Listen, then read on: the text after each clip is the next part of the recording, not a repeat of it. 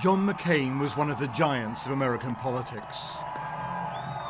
A maverick Republican senator, he was widely admired for his fierce streak of independence. Hey, how you doing, guys? His last few appearances in the Senate were evidence of his revered status. He was greeted by applause from both sides. Yet until the last, he was prepared to defy his party. Here, he was the decisive vote against the health bill Republicans were desperate to pass. John McCain was a naval pilot at the height of the Vietnam War. He was shot down over Hanoi in October 1967. He was held as a POW for 6 years. Tortured by his North Vietnamese captors, he managed to pass on this message to his family. I would just like to tell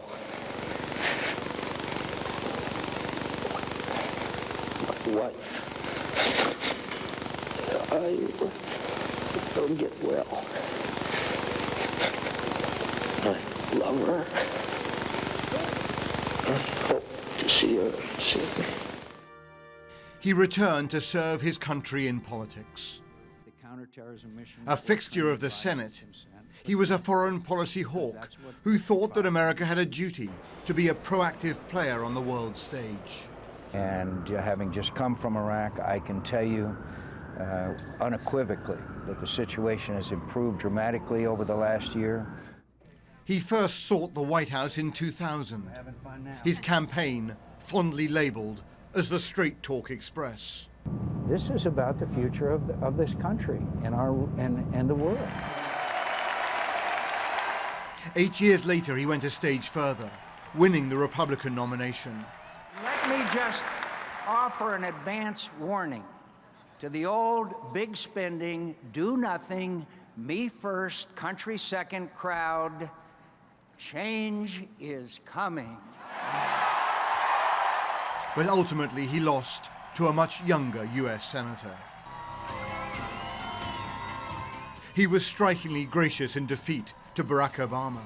Senator Obama has achieved a great thing for himself and for his country. I applaud him for it and offer him my sincere sympathy that his beloved grandmother did not live to see this day. This was a man who saw politics as competitive, but never vicious.